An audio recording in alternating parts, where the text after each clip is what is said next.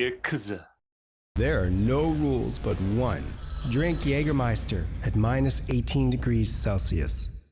As I said, Dan Severn showed up to UFC 4, but the competitive spirit of Dan Severn, a.k.a. now known as the Beast, which, gave me from but I'll just say that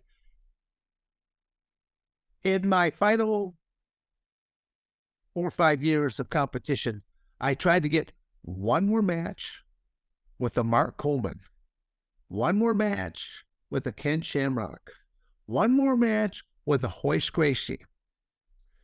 Test us both, because I want people to know that Dan Severn will finish his career lifetime chemical free. And I can't say nothing for all three of them, but I would like to have one more match with all three of them. Yeah, your match with Ken Shamrock was actually scrapped due to his injury. I mean, yeah. Well, it's kind of funny there that, I was supposed to do a match with Ken. It was for a whole different company. It had nothing to do with the mixed martial arts, but and this company, they really let me down in a lot of different ways of what they promised. There was a show. Scott Coker put on a show. He was the president of this company. I forget what the name of the company was, but he had Royce Gracie and Ken Shamrock as their main event. And I ended up contacting Scott Coker. I go, well, Scott, I said, how would you like to bring me in and let me be one of the special guest commentators? And because I have history with both these athletes.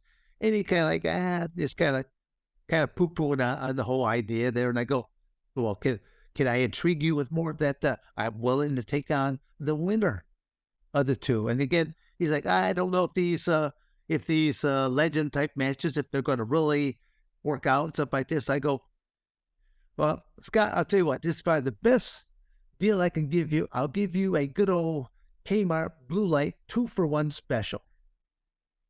I'll fight them both in the same night.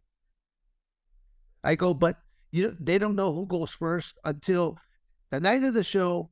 You bring them both out into the cage and you flip a coin and you find out which sorry soul goes first.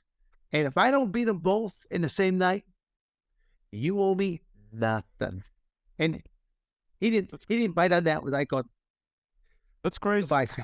That is crazy. I just said goodbye at that point in time. I'm going, to me, that's not a businessman at that point. I gave him one of the best angles he could have ever done. Oh, yeah. That's a pro wrestling angle, actually. Well, he was. I mean, but then I always tell people that one of the things I learned from professional wrestling is how to work the crowd. I knew how to make the crowd like me, and I knew how to make the crowd hate me. Yeah. Or hate the match. So like even in the second match against Ken, a lot of people hated the match. Well, that was done deliberately. So I had 10,000 people doing exactly what I wanted them to do. Because again, I'm not going to let the crowd tell me what to do.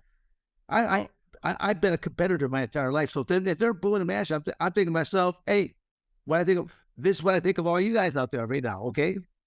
You're not inside the cage. I'm going to win. And that's where I think a lot of athletes get influenced by the crowd. Do you want to win or do you want to lose? There comes a fine line. In professionals, yeah, I'm there to entertain you. In a cage fight, am I really there to entertain you? We stay genuine, uncensored and unscripted, and we always will, as we have to order our usual. Share us and subscribe us, and stay tuned until the next Wednesday. Ikuzo!